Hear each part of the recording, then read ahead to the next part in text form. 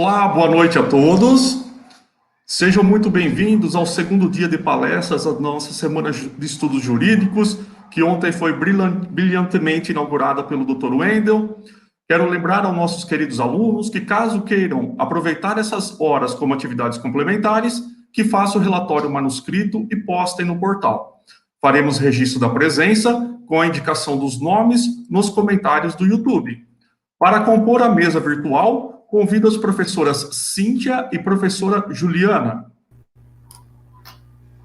Boa noite, professor Valdomiro. Boa noite a todos. Boa noite, professora Juliana.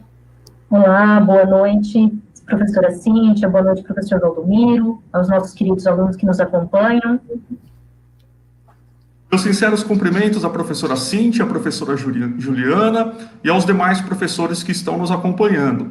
Hoje teremos a grata satisfação de receber o Dr. Rodolfo Pamplona, um dos juristas mais respeitados do Brasil. Autor de inúmeras obras jurídicas, eu contabilizei lá em 2013 53 livros, sendo 51 jurídicos e 2 poemas. Naturalmente, isso já deve ter evoluído muito mais.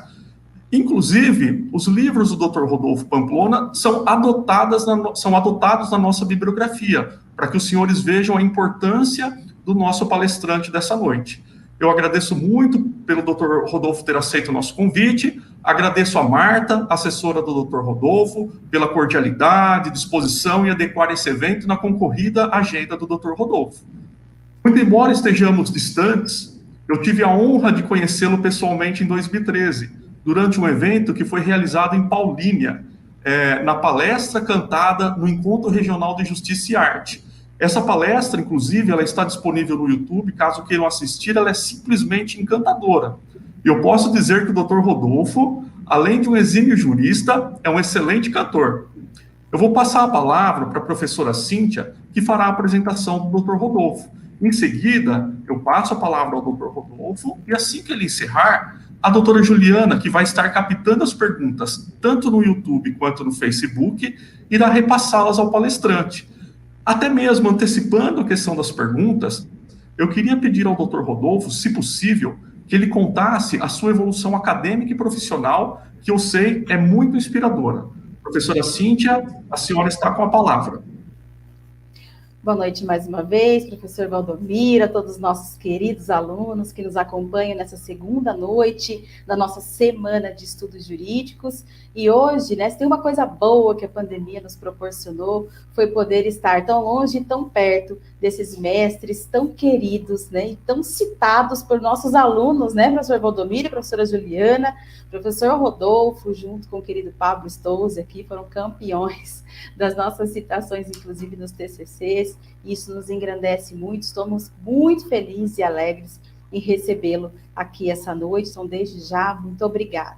Eu vou aqui tentar compilar um currículo maravilhoso do professor Rodolfo e apresentá-lo como juiz titular da 32ª Vara do Trabalho de Salvador, professor titular de Direito Civil e Direito Processual do Trabalho da Universidade de Salvador, professor adjunto da graduação e pós-graduação no mestrado e doutorado em Direito da Universidade Federal da Bahia.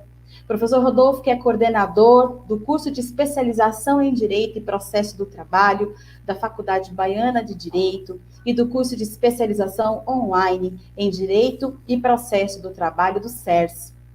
Ele é mestre e doutor em Direito das Relações Sociais pela Pontifícia Universidade Católica de São Paulo, Master em Estudos em Direitos Sociais para Magistrados de Trabalho do Brasil pela Universidade de Castilla-La Mancha, na Espanha.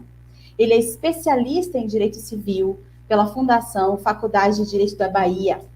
Professor Rodolfo é membro da Academia Brasileira de Direito do Trabalho, onde exerceu a sua presidência, da Academia de Letras Jurídicas da Bahia, onde exerceu secretaria-geral e atualmente exerce a presidência, membro do Instituto Baiano de Direito do Trabalho, da Academia Brasileira de Direito Civil, do nosso querido IBDFAM, Instituto Brasileiro de Direito de Família, e do Instituto Brasileiro de Direito Civil.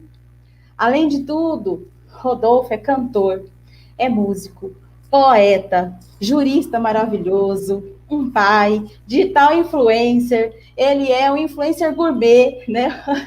Rodolfo, na sua pluralidade, um ser humano maravilhoso e que hoje nos honra falando sobre a teoria da imprevisão e os negócios jurídicos na pandemia. O que nos leva forçosamente a já deixar aqui uma pergunta, viu, professor Rodolfo, se me permite? Como é que ficam os contratos na pandemia, nesse severo impacto na economia? Será que aqueles princípios iniciais da liberdade contratual, da força, do cumprimento das obrigações, eles se mantêm de forma absoluta? É disso que nós vamos conversar aqui. Então, estamos muito alegres em ouvi-lo. Bem-vindo. Boa palestra a todos. Boa noite a todos e todas. Eu já posso falar? Como é que é o procedimento aqui? Estou à disposição de todos e todas para a gente poder bater esse papo. É para mim uma satisfação participar, ainda que virtualmente, aqui deste evento da FAM.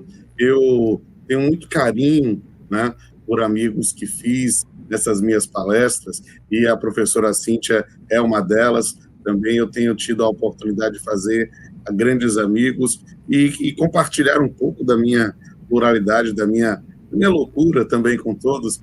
A Cíntia já assistiu até show da banda, né? A gente fez na época de um congresso, fizemos um show de encerramento, e foi alguma coisa muito legal. A gente, inclusive, gravou o DVD da banda nesse momento e já colocamos no YouTube também. Então, eu quero dizer a todos e todas da minha enorme satisfação estar aqui também com o professor Valdomiro, com a professora Juliana e com a Dani lá nos bastidores e nas bastidores virtuais, né? E dizer a todos e todas que eu estou aqui para bater um papinho com vocês. Na verdade, esse mundo das redes sociais, e nesse período de pandemia, ele acabou se potencializando e acabou construindo novas etiquetas, novas formas de lidar, né? E quando eu entrei no isolamento presencial, né, no isolamento dessa pandemia, eu abri minha agenda. E aí eu disse, olha, como eu vou ter que ficar um tempo sem fazer audiência na Comissão de Juiz e sem as aulas presenciais, as aulas presenciais ainda não retornaram aqui na Bahia também, né, eu abri a agenda. E aí eu acabei, digamos assim, quando eu começo a querer fazer alguma coisa, eu sou um pouquinho exagerado. Então eu cheguei a fazer 400 lives. Então foi realmente, a gente brincava dizendo que eu não era mais rei das lives, já virei o Papa, né? Porque rei tem um monte, Papa só tem um. E aí a gente ficou brincando, né? Em 2020 foi assim um período muito profícuo isso, nessa interação, e acabou, digamos assim, bombando na expressão que eu aprendi com os alunos, né? As minhas redes sociais. Eu estou agora com 101 mil seguidores no Instagram. Então eu quero convidar todos e todas, né, que estão aqui nos assistindo, podem estar no começo, no meio, no final do curso, a me seguir também lá no Instagram. Sou eu mesmo, não é assessoria não, sou eu mesmo que respondo. Se mandar mensagem em box, sou eu mesmo que vou lhe responder. Então vai ser uma oportunidade de interagir. Para mim tem sido algo muito importante. E quero dizer mais uma vez que quando a pandemia passar, e nós temos que ter fé que ela vai passar, e que a gente for viver um pós-pandemia, podem me chamar que eu vou para ir com muito prazer. Eu estou sentindo muita falta dessa interação presencial. Eu, na época, antes da pandemia, eu passava todos os finais de semana viajando, fazendo palestras. Hoje, então, estou isolado aqui, eu fico nesse momento aqui no estúdio aqui na casa, onde eu gravo as aulas, e aí eu digo, olha, eu preciso realmente ter essa oportunidade. Vamos voltar, quem sabe, para fazer talvez a palestra cantada aí americana. Ia ser sensacional. Eu confesso que eu estou com muita vontade, muita saudade de fazer, que agora eu faço a palestra cantada junto com os meninos da banda, do Crooners, né? Então, já vou com todo mundo da banda, vai ser sensacional. A gente faz a palestra, depois a gente brinca e faz um show aí para o pessoal de encerramento de congresso. Vai ser um prazer ter essa oportunidade de interagir. E aí dizer a todos e todas, olha, é que eu quero realmente ter essa oportunidade, porque sinto muita falta, né? E é algo que o professor Valdomiro, a professora Cíntia já assistiu, não sei se a professora Juliana já assistiu presencialmente, mas está lá no YouTube, vocês podem ver o inteiro teor da palestra. É uma coisa muito diferente, porque é uma palestra jurídica, mas ao mesmo tempo com mistura de show musical, stand-up comedy, a peça teatro, é uma coisa realmente diferente. E naquele teatro de Paulínia foi inesquecível. Eu já fiz 3 vezes lá em Paulínia, né? E cada vez era melhor, porque era a oportunidade. Aquele teatro tem uma acústica maravilhosa, e aí a voz se projetava de uma forma tão boa. Eu fazia 3 horas de palestra, ninguém levantava, e era um negócio assim sem parar. Então, é alguma coisa que é diferente, e eu quero, quem sabe, poder repetir isso no futuro mais próximo possível. Mas o professor Valdomiro pediu que eu batesse um papo aqui também, antes de falar tecnicamente sobre o tema da teoria da imprevisão e os negócios jurídicos na pandemia, né? Falar um pouco sobre a minha trajetória de vida, né? Explicando um pouco as coisas que eu faço. E aí eu quero aproveitar a oportunidade até de fazer um convite, né? Porque dentro das minhas múltiplas atividades eu estou no exercício da magistratura, sou juiz este ano completo 26 anos como magistrado, né? Então, desde 1995 eu estou atuando na magistratura, e nesse período de isolamento presencial, né, a Justiça do Trabalho ele atuou efetivamente na retomada das audiências para via telepresencial. Então, eu estou fazendo audiência de segunda a quinta, telepresencial, e como vai ser uma oportunidade, né, que não teríamos no mundo pré-pandemia. Vocês podem, os alunos, assistir a audiência comigo, vai ser um prazer eu explicar os atos processuais. Mande lá uma mensagem para mim, inbox no Instagram, que eu mando o link da sala de espera, e aí, de segunda a quinta, 9 horas da manhã, sou eu comigo mesmo. Vocês vão me ver também numa outra oportunidade, numa outra forma, no outro modelo. Eu até estava aqui no estúdio, eu aproveitei e aí botei até a toga para fazer a palestra de toga, porque, na verdade, tem camisa da Liga da Justiça. Aí eu disse assim, olha, eu vou dizer aqui para o pessoal para aparecer. Eu perguntei, pode ser roupa informal? Pode. Mas, na verdade, porque aqui está frio, aí eu digo, deixa eu botar aqui a toga. E, meus amigos, vamos bater um papo para explicar também o que é que essa trajetória que o professor Valdomiro pediu que eu contasse. Bem, o que é que eu posso dizer a todos e todas? Eu sou assumidamente um nerd, sabe? A minha geração chamava de CDF, mas os meninos preferem chamar um nerd. Mas eu sou um nerd geek mesmo. Eu coleciono action figures, adoro ver seriados, né? Sou viciado nessas coisas. Mas, ao mesmo tempo, eu sempre fui alguém que acreditou muito no estudo, sabe? E esse é um testemunho que eu quero dar aos nossos alunos e alunas, né? Por quê? Porque eu não vim de família rica, né? Eu não tive alguém que pudesse abrir as portas para mim no mundo do direito, né? E aí, na verdade, eu tive que ralar, né? E sempre estudei muito, e quando eu entrei na faculdade, né, em 1991, né? Logo depois, meu pai teve um infarto. E foi algo que me chegou um desespero muito grande, porque a gente não tinha grandes posses e realmente o nosso pai era quem sustentava a família. E minha mãe era professora primária aposentada, né? E a gente passou por alguma dificuldade.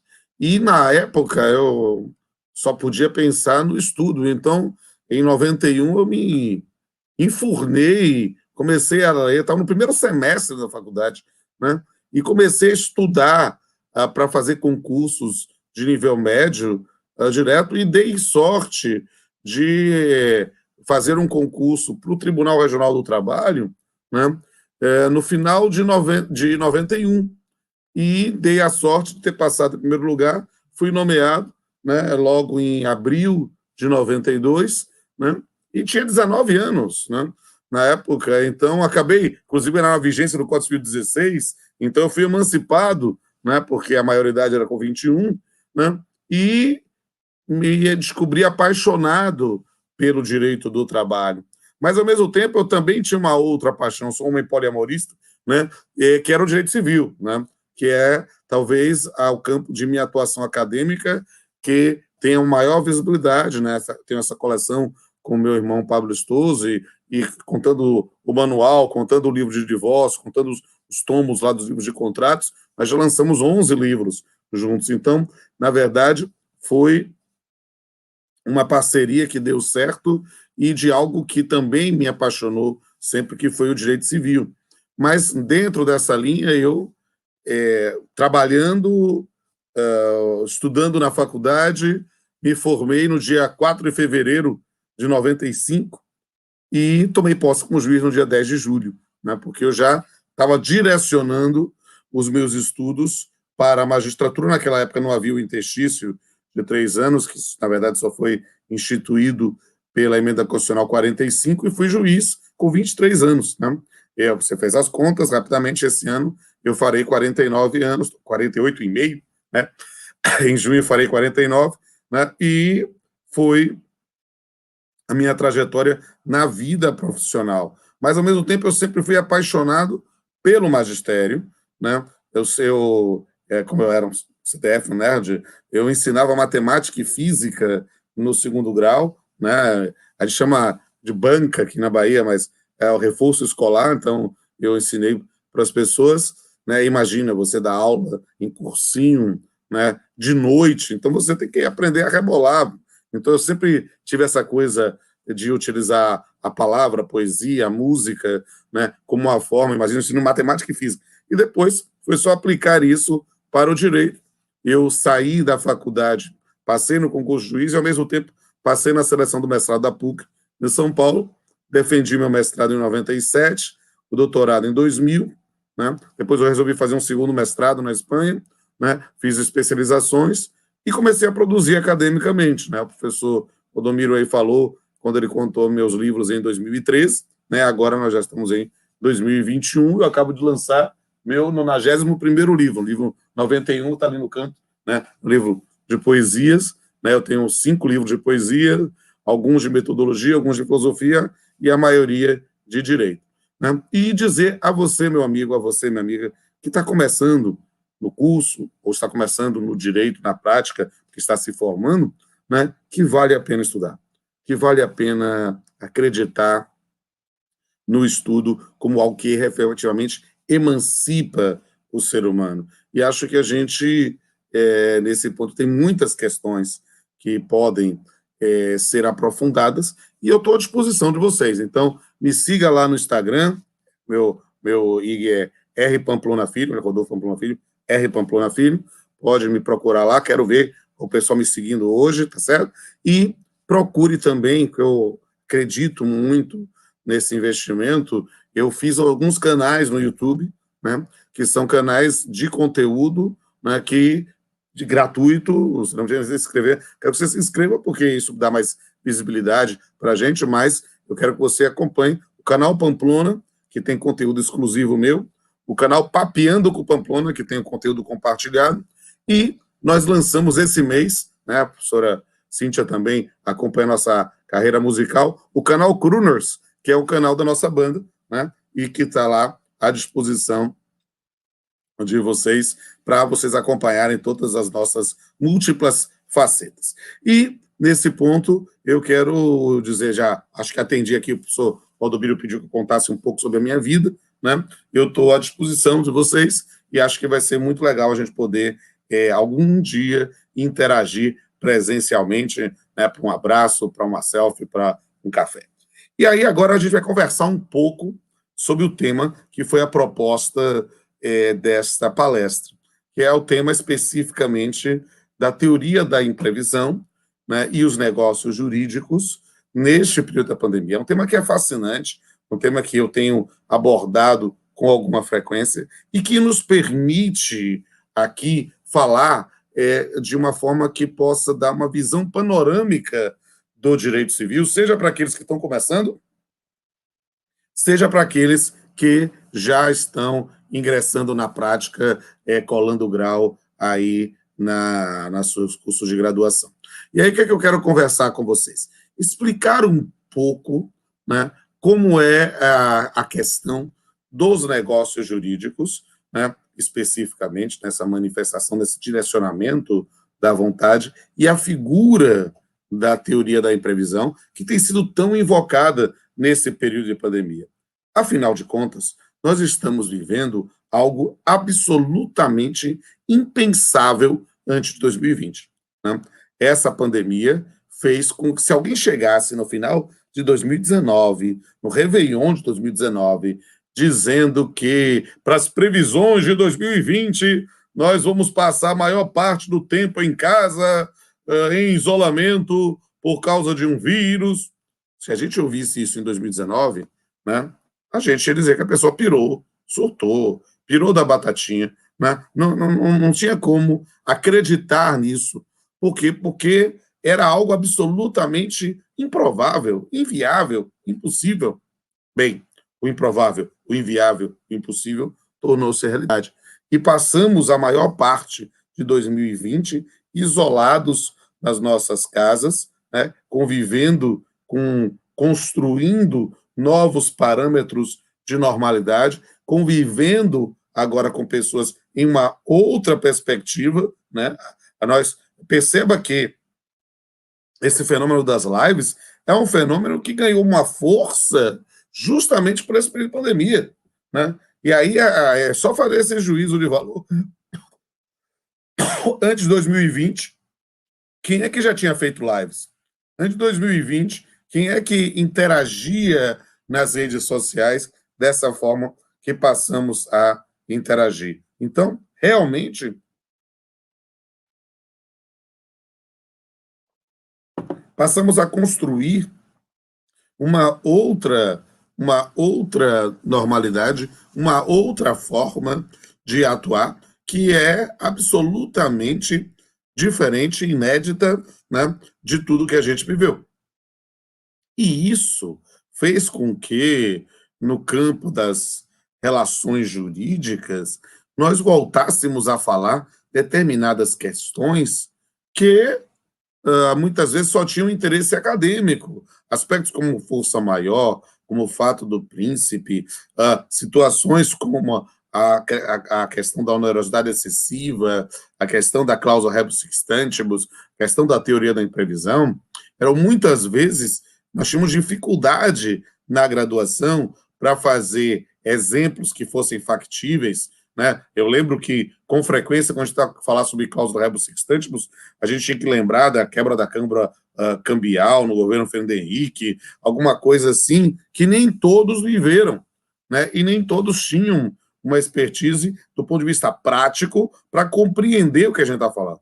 Bem, tudo mudou. E, de fato, tudo mudou. E aí a gente precisa explicar um pouco esta questão, né, a partir da ideia da teoria da imprevisão. Mas o que é a teoria da imprevisão? A teoria da imprevisão é, na verdade, uma teoria que não é nova, que ela tem uma origem romana, inclusive, né? Nós podemos buscar nesse campo reflexões lá da gênese do sistema jurídico na concepção mais tradicional.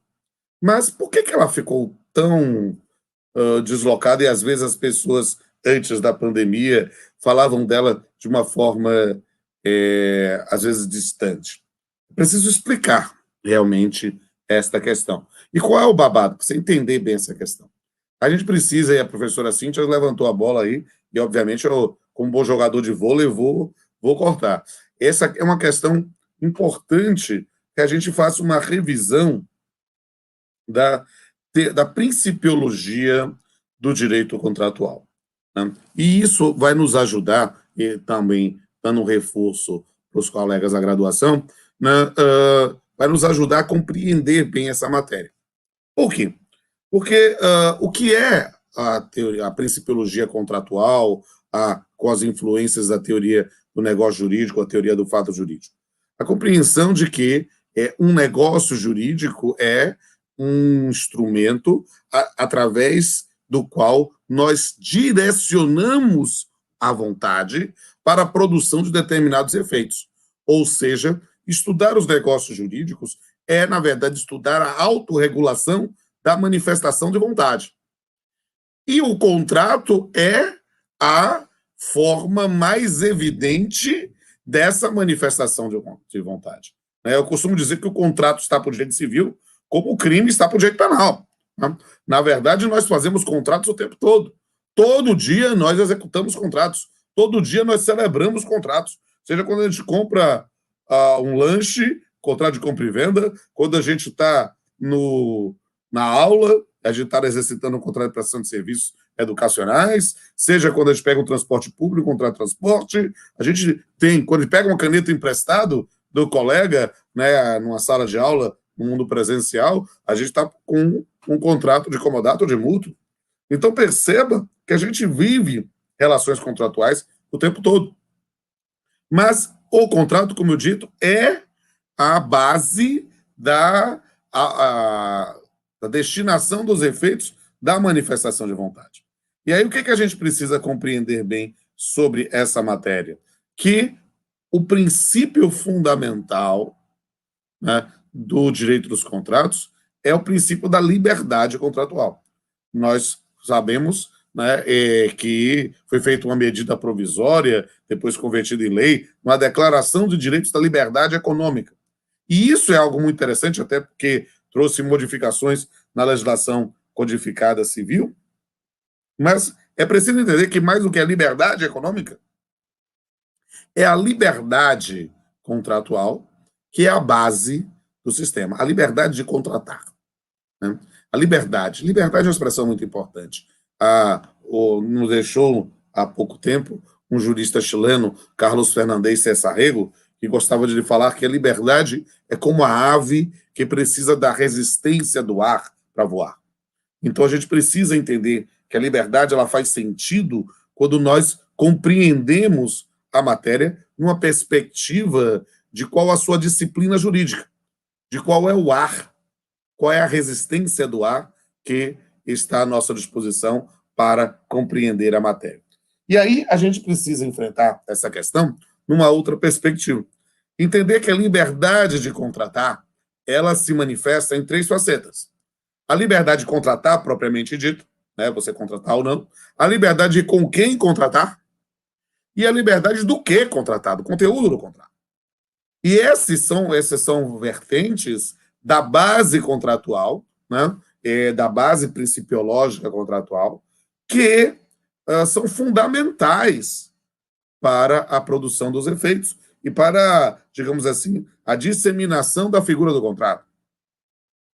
Além delas, nós temos que lembrar, talvez, do princípio tão importante quanto a liberdade contratual, que é o princípio da força obrigatória dos contratos. A ideia da obrigatoriedade do contrato, a obrigatoriedade do cumprimento do pactuado, que se manifesta através de uma máxima humana, né, do pacta sunt servanda. Né? O contrato serve ao que é pactuado. O que é pactuado tem que ser cumprido. Então, dentro dessa ideia, nós vamos complementar, talvez, com a concepção da relatividade subjetiva, né, a dizer que o contrato somente interessa aos sujeitos que estão contratados. E essa talvez seja a tríade básica para compreender a principiologia contratual. A liberdade de contratar, que abrange contratar propriamente dita, com quem contratar e o que contratar, a força obrigatória dos contratos, o pacta sunt servanda, e a relatividade subjetiva. É preciso entender, porém, que na contemporaneidade, esses princípios que muitas vezes foram vistos como dogmas, eles foram flexibilizados. Né? A própria noção de liberdade contratual, né, seja na liberdade de contratar, muitas vezes se contrapõe a contratos que são obrigatórios. Quando você assina a carteira do seu empregado e está pagando o INSS, você está celebrando um contrato do Seguro-Acidente de Trabalho, SAT. Não tem como dizer, não quero pagar. Não, é obrigatório. Né? O DPVAT, você vai ter várias modalidades contratuais que são obrigatórias, né? Flexibilizando a ideia de liberdade contratual propriamente dita. A liberdade com quem contratar é flexibilizada pelas figuras dos monopólios, quando você pensa, por exemplo, na energia elétrica, e a liberdade do que contratar, com um fenômeno muito caro ao direito de trabalho, que é o dirigismo contratual, né, que é o estabelecimento de conteúdos civilizatórios mínimos nas relações contratuais. A própria noção de relatividade subjetiva, o contrato só interessa as partes, faz leis entre as partes, lex inter partes, é flexibilizado pela figura do controle judicial, da revisão judicial de contratos e, justamente, às vezes, a atuação pelo Ministério Público como fiscal da lei. E a força obrigatória tem sido flexibilizada, talvez pela figura da onerosidade excessiva, da teoria da imprevisão, da possibilidade de revisão judicial de contratos. Essa é uma base importante. Importante por quê? Porque eu já dei um salto de Roma à contemporaneidade. Mas para lhe mostrar que você não pode estudar direito de forma segmentada, como se ela fosse estanque. Não, ela está intimamente relacionada. E nesse ponto, o que você precisa compreender, meu amigo, você compreender, minha amiga? Que muitas vezes a base principiológica contratual era venerada de tal forma pelos cultores do direito que o que era princípio virava dogma. Ou seja, que era interpretado como algo que não podia ser flexibilizado. E você já está sabendo, porque eu já dei o spoiler, que há uma flexibilização, sim, neste campo.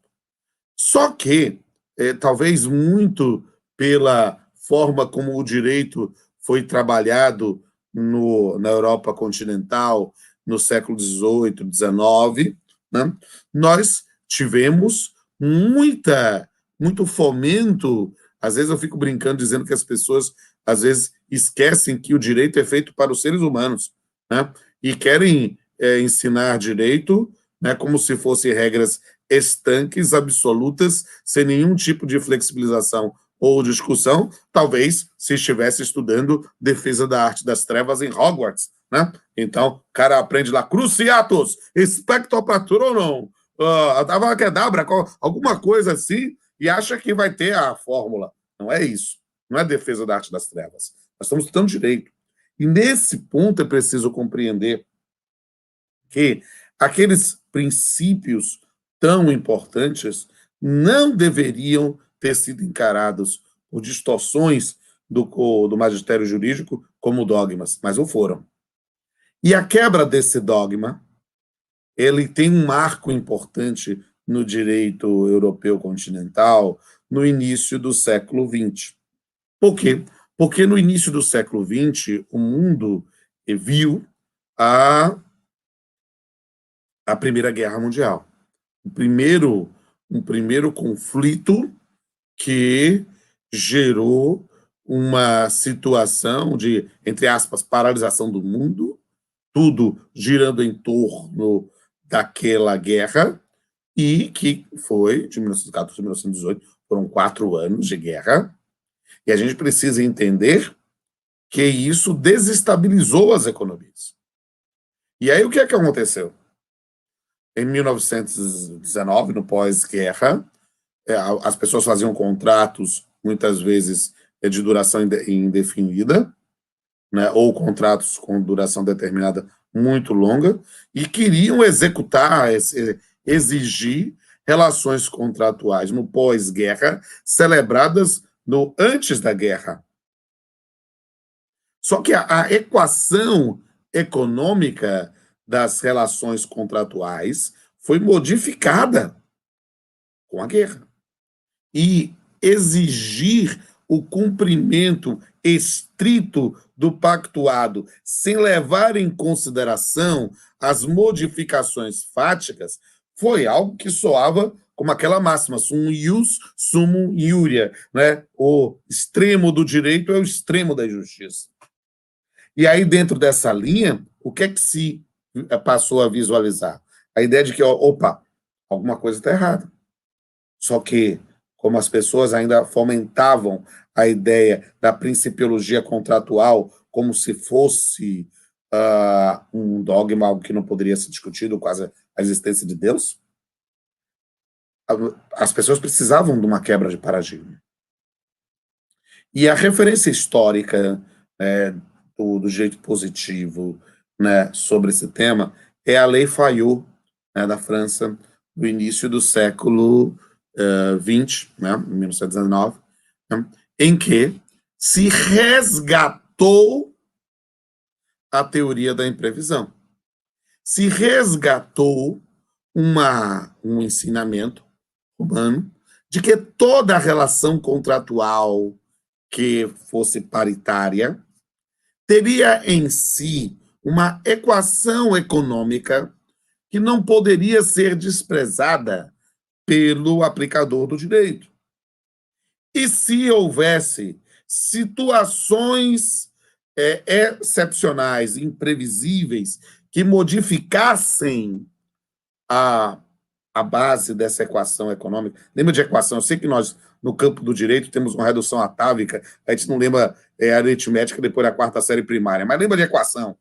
São dois lados iguais, né? Você tem uma igualdade x mais y igual a 43, sei lá. É a noção de igualdade, é a base, é o que foi estabelecido pelas partes. Ora, se há uma modificação substancial das relações contratuais a partir desta situação imprevisível, exigir o cumprimento do contrato, sem levar em consideração o contexto em que ele foi celebrado e o contexto em que ele está exigindo, geraria uma situação de essência da injustiça. E essa foi a ideia da Lei Fayot, de pensar que contratos devem ser cumpridos da forma que se contém. Pacta sunt servanda. Mas isto, rebus sic stantibus. Ou seja, contratos devem ser cumpridos da forma que se contém, pacta sunt servanda.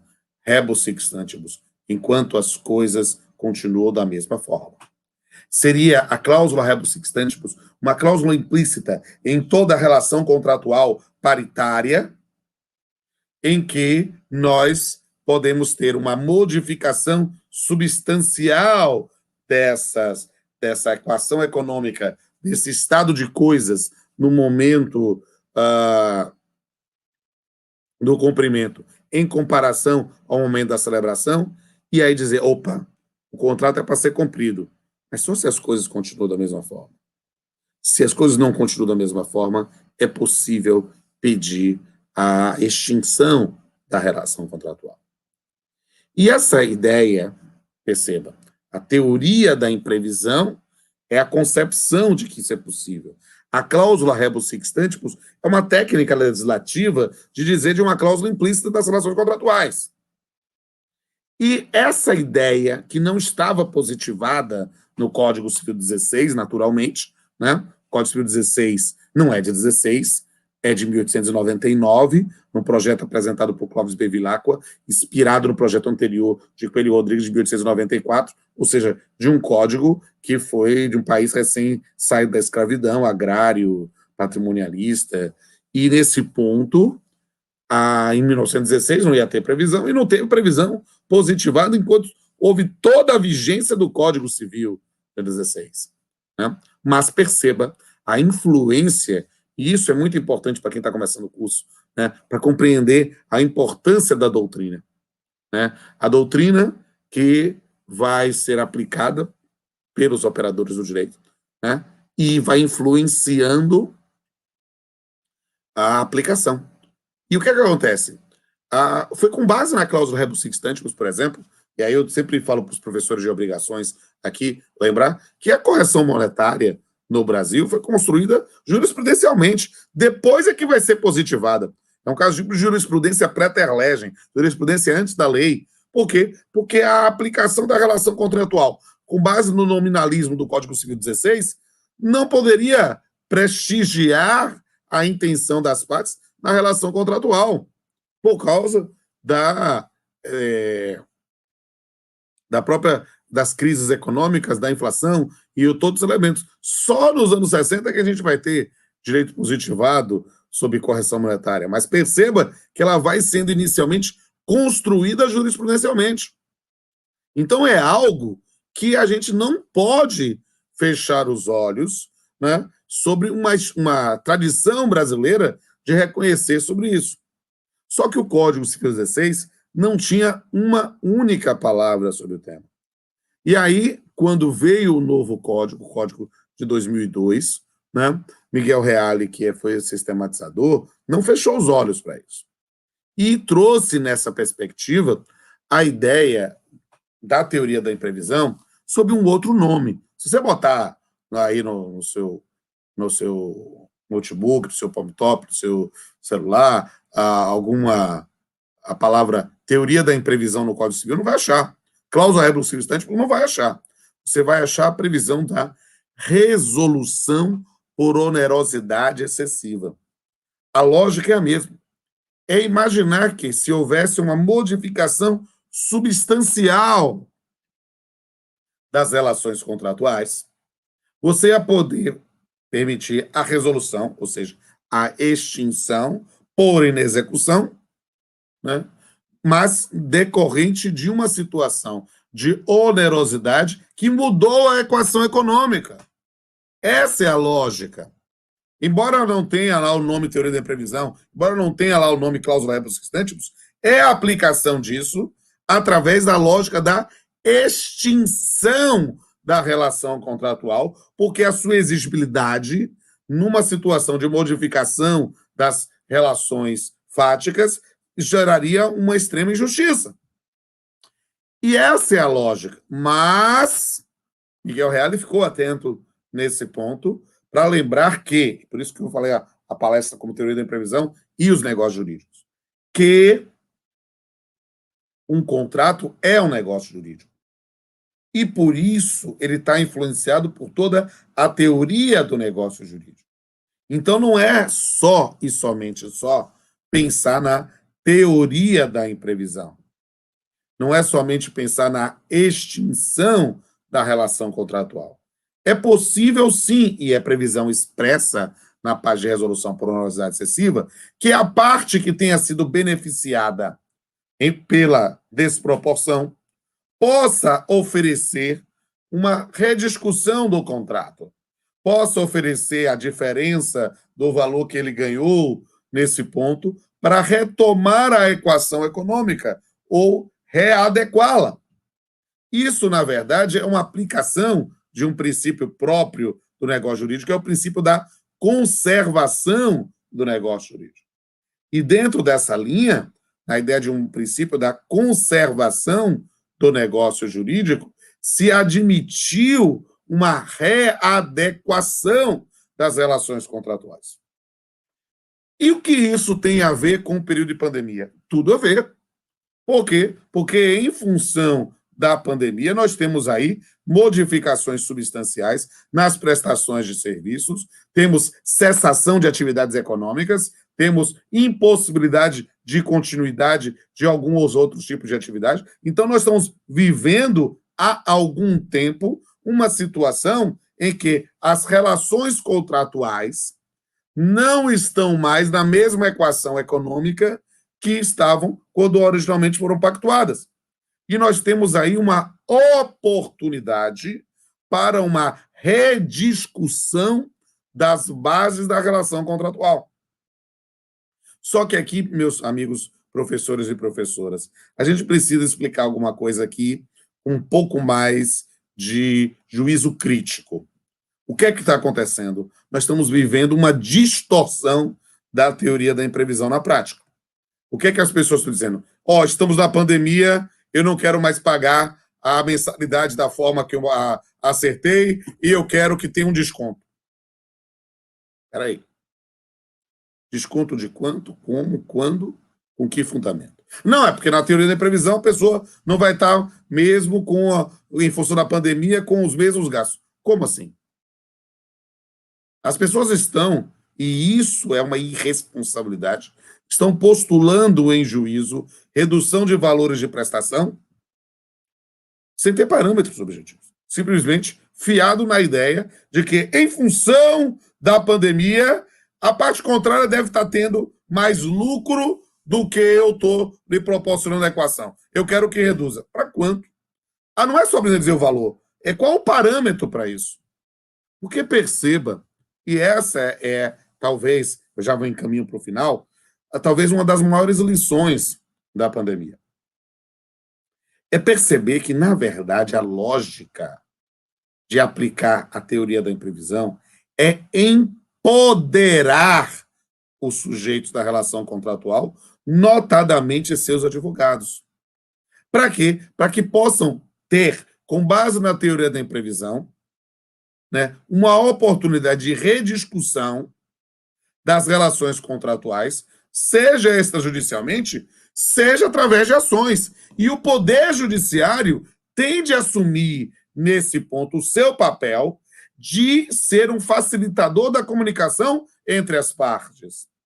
Por quê? Porque nós estamos vivendo aí, na prática, uma situação de quase absoluta irresponsabilidade. As pessoas estão pedindo revisão dos contratos, dizendo, que pós a pandemia estou tendo dificuldade, e os juízes têm deferido liminares sem nenhum tipo de previsão ou fundamentação específica que demonstre qual foi a diferença. Então está sendo, me perdoe a expressão, um chute. O indivíduo reduz 10, 20, 30, 50% sem um parâmetro objetivo. Se você tem como fazer a demonstração do parâmetro objetivo na sua postulação da hora petição inicial, maravilha. Mas isso não é o comum.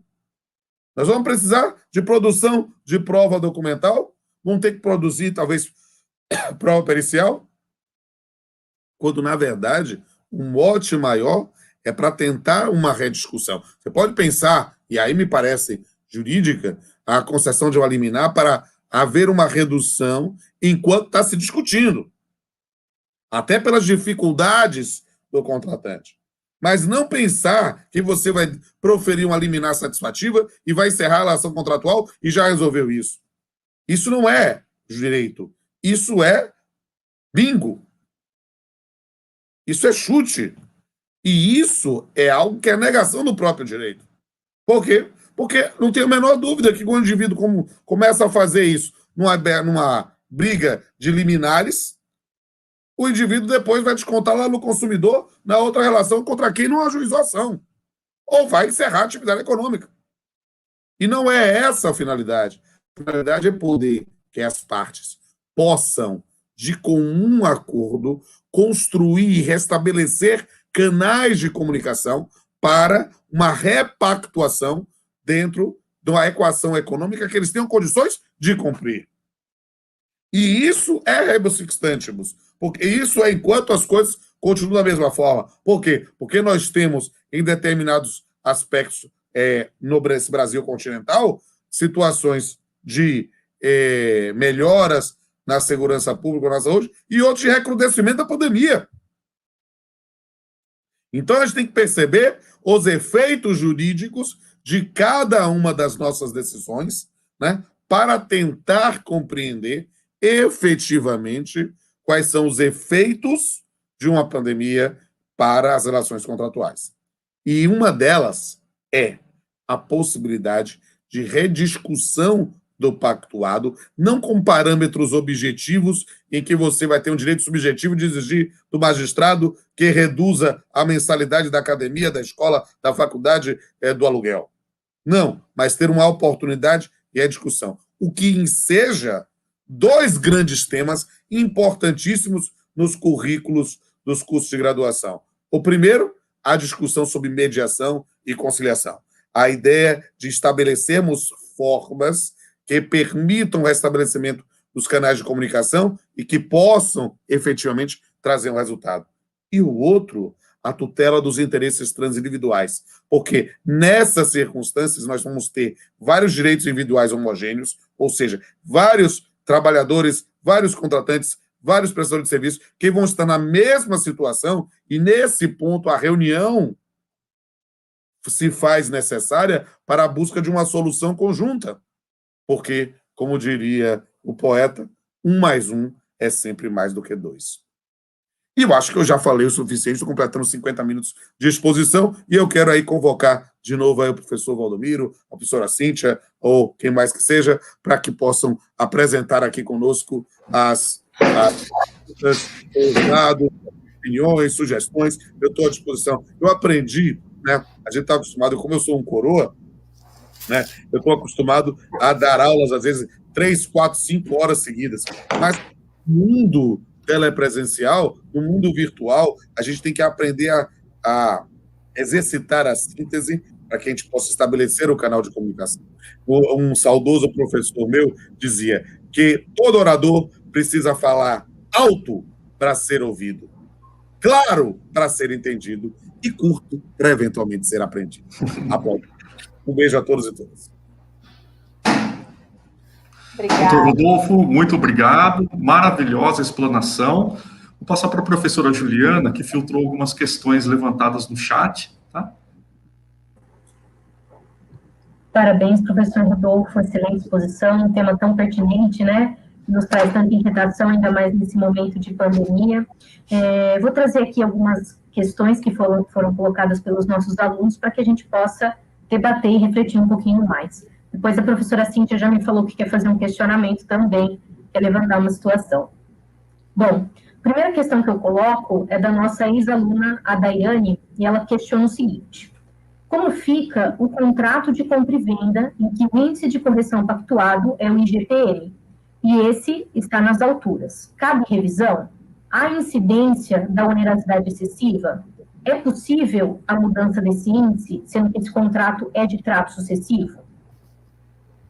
Excelente pergunta, a Dairane Vieira de Lima Salles, né? E parece-nos que essa é uma questão em que nós temos o pactuado pelas partes em função de uma determinada situação fática, mas os índices que foram eleitos naquele momento tinham lá um mínimo de gerenciamento de riscos da previsibilidade. Ora, viver uma situação em que há uma modificação substancial enseja, assim, a aplicação. E, na verdade, é o exemplo que a gente usava antes da pandemia, né?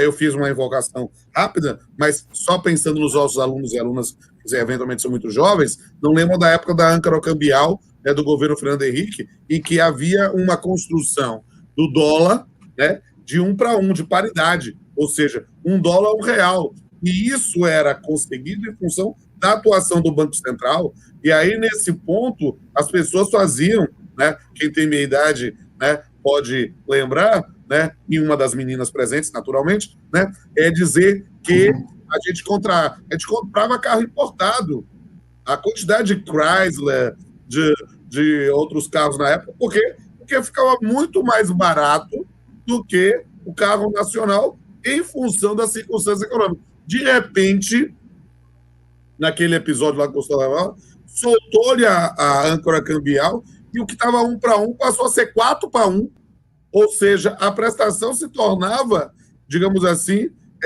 impagável. E aí as pessoas iam para o Poder Judiciário falar justamente dessa circunstância, ou seja, mutatis mutandis, a expressão significa mudando o que tem que ser mudado, é uma situação fática que já há precedentes para aplicação nesse sentido. Ótimo, muito obrigada, acho que ficou mais do que claro aqui para a Daiane. O Luiz Carlos, ele traz um questionamento no seguinte sentido: contratos celebrados por administração anterior podem ser anulados sem prejuízo por administração atual, por considerá-lo abusivo em suas cláusulas e de interesses unilaterais e não bilaterais? Ele está falando administração pública, nesse caso, pensando em administração nesse sentido, ou nas relações contratuais como um todo, né? É preciso entender que a relação contratual é feita para ser cumprida. Uma nova gestão acha que esse contrato é abusivo, ele vai ter que ir ao Poder Judiciário para poder fazer uma discussão nesse ponto, para verificar qual foi o vício de consentimento. Perceba que situações como má administração, as apostas erradas, não são, por si só, elementos que levem à rediscussão. Na verdade, algo que, lamentavelmente, precisa ser enfrentado. Agora, situações em que demonstrem o abuso de poder, ou, por exemplo, ele falou de questões de condomínio, né? Às vezes nós temos situações equivalentes ao atos ultra vires, né? A situação do síndico que se arvora a ser dono do condomínio, a querer fazer algum tipo de atividade sem autorização em assembleia. Aí nós temos que verificar o estatuto, pode ser um elemento objetivo para poder pensar na rediscussão.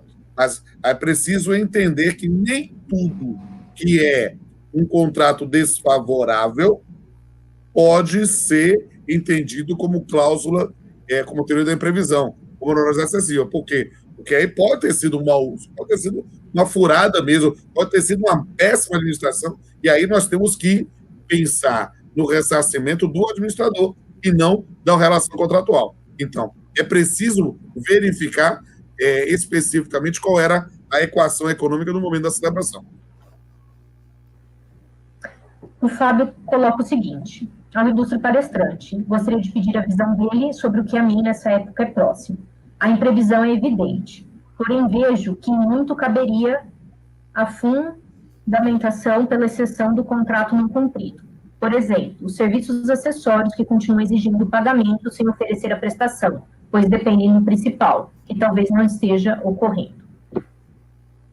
A exception non admitted contract, a exceção do contrato não cumprido, é uma circunstância para contrato sucessivo em que você vai ter essa ideia do não cumprimento. Nós temos uma peculiaridade específica em relação à administração pública. Precisa dizer isso por causa da ideia da continuidade do serviço público.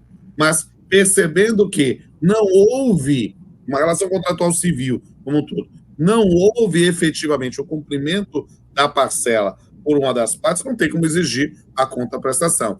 Aí é algo jamais assentado. O que há de peculiaridade é em relação à administração pública pela, digamos assim, a peculiaridade de lidar com algo que reverte ao interesse público, ao interesse da sociedade. Então, por isso que há tantas restrições lá na aplicação da exceção do contrato não cumprido. Doutor, alguns alunos fugiram um pouquinho do tema, viram que o professor é juiz também, né? E colocaram algumas questões nessa seara. Podemos trazer? Pode, claro. A aluna Bárbara questiona o seguinte: fugindo um pouquinho do tema, se possível, gostaria que o senhor comentasse sobre essa decisão recente referente à dispensa com justa causa. Trabalhadores que se recusem a tomar vacina do coronavírus sem justa justificativa, poderia dizer que fere o artigo 5º do Código Civil? O artigo 5º do Código Civil trata de emancipação, trata da capacidade de plena, não sei. Artigo 15, né? É o 15, sujeito à personalidade, entendi agora. Especificamente, é preciso entender que, a priori, você precisa ter uma justificativa para não tomar a vacina. O que a gente precisa entender? Vou responder de forma macro isso. Você tem direito de não ser vacinado? Claro que tem. Você tem o direito. O exercício da sua liberdade. Vacinações compulsórias são questões decorrentes, muitas vezes, de regimes autoritários.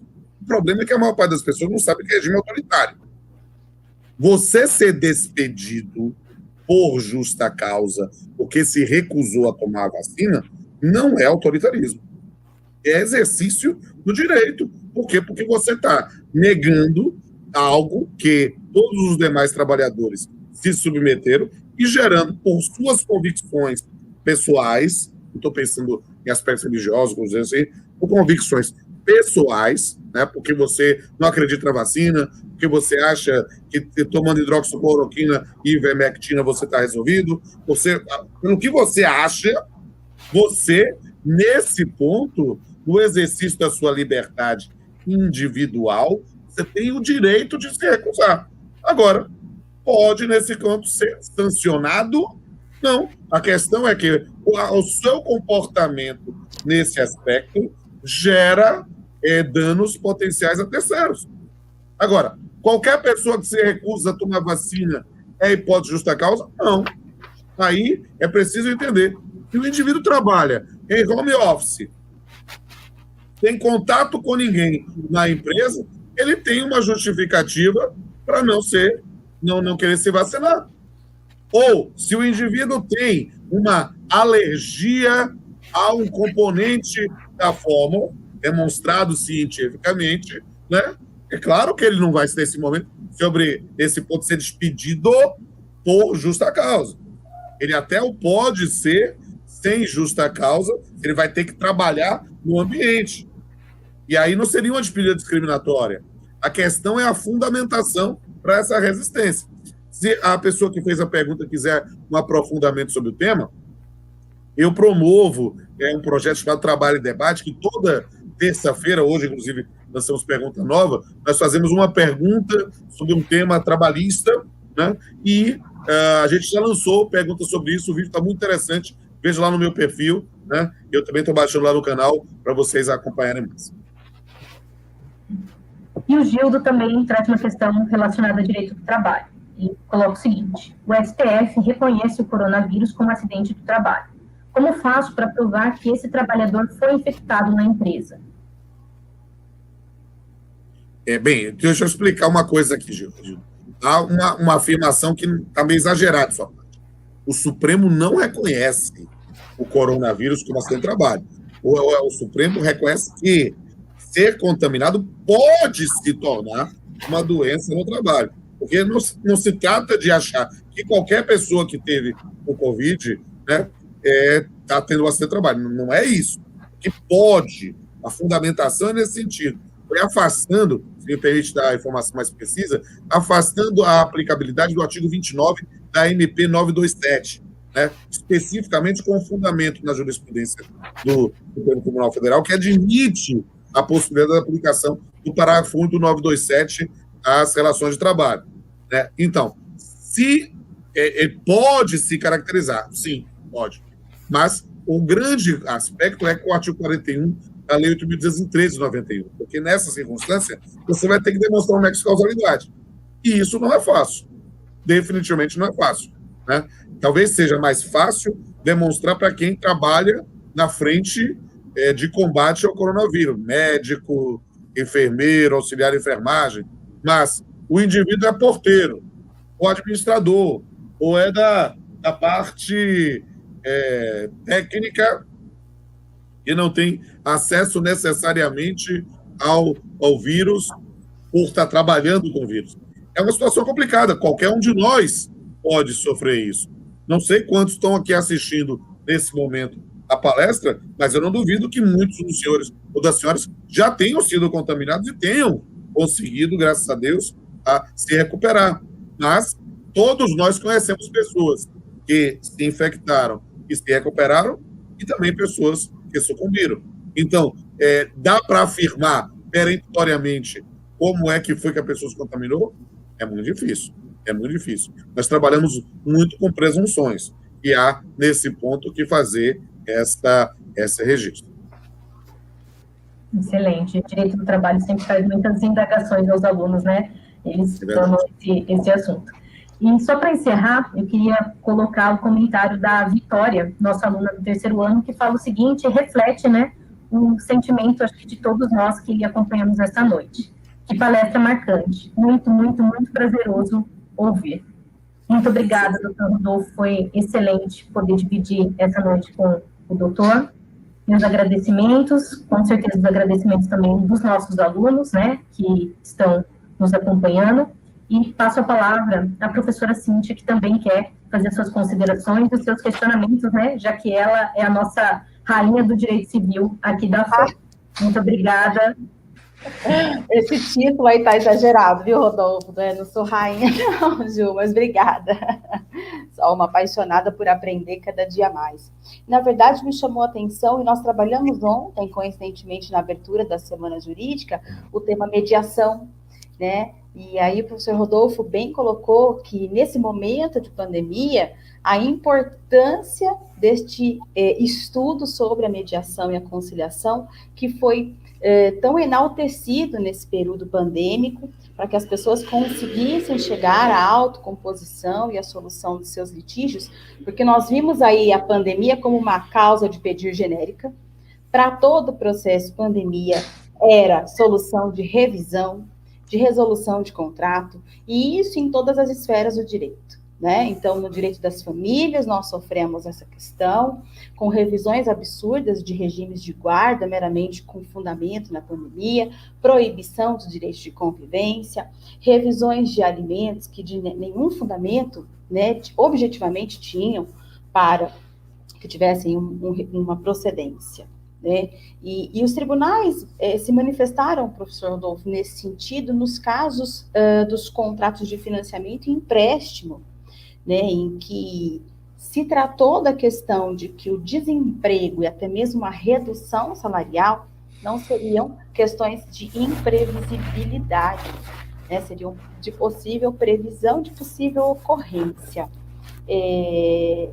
O professor concorda? Acha que realmente falar em uma redução salarial e até mesmo um desemprego numa situação de pandemia é uma situação de não imprevisibilidade para esses contratos de empréstimos consignados e até mesmo financiamentos de imóveis e veículos? Qual a visão civilista que nos traz? Eu confesso que eu tenho que fazer essa resposta também rebus sic stantibus, né?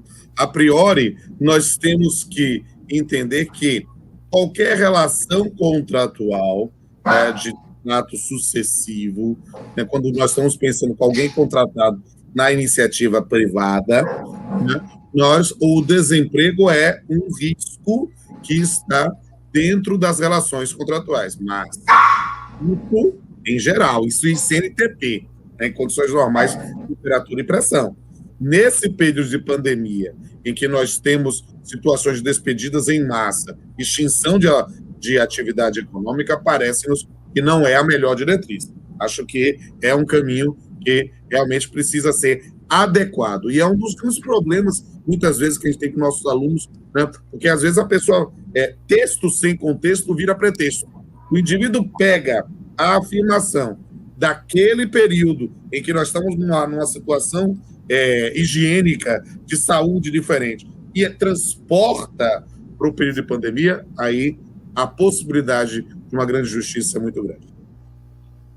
Obrigada. A provocação era para ouvi-lo nesse sentido, né? Porque... Que bom, a gente nem combinou, né? Hoje, o excesso de informação nem sempre é conhecimento, né? É verdade. Nós falamos isso para os nossos alunos, cuidado. Hoje tem muita informação, mas cuidado até que ponto isso é conhecimento. Né? Chequem. Eu costumo dizer, sabe que... Eu costumo dizer que não a professora Cíntia e a professora Juliana, que são novinhas, têm idade de ser minhas filhas, mas eu quero dizer aqui especificamente que a minha geração, né, tinha uma dificuldade de acesso à informação, né? Agora, a geração que está aí, ela tem acesso muito fácil à informação. O problema é que não sabe fazer a triagem. E aí, você acredita em tudo que recebe pelo WhatsApp. Aí é difícil. É verdade. Professor Rodolfo, muito obrigada. Né? Renovo aqui a minha manifestação de alegria em recebê-lo. A maior alegria ainda desse compromisso aqui, da sua presença, da Crooners conosco aqui, com uma palestra cantada, encerrando uma semana jurídica presencial, que com certeza... Será um prazer. Uma catarse aqui em Americana. É um sonho que a gente ostenta, e sonhos são feitos para ser realizados, e eu ainda acredito que, além dessa visita virtual, receberemos vocês aqui de braços abertos em nossa casa, com os nossos alunos, e se agora estivéssemos presencialmente, estaria sendo aplaudido. Sinta-se abraçado e aplaudido por todos nós, nossos alunos aqui, com só elogios, agradecendo pela palestra incrível, excelente, muito obrigado, gratidão. É esse o sentimento que eu quero, que todos nós queremos, você leve aí para Salvador, para todos. Um abraço a todos vocês e muito obrigada. Doutor Rodolfo, quero, em nome da instituição, dos professores, dos alunos, agradecer imensamente a disponibilidade do seu tempo. Para nós foi muito prazeroso. Os alunos já acompanham o doutor, né, pelas redes sociais e até mesmo na nossa bibliografia. Então, para eles também foi uma excelente oportunidade de ter contato, né?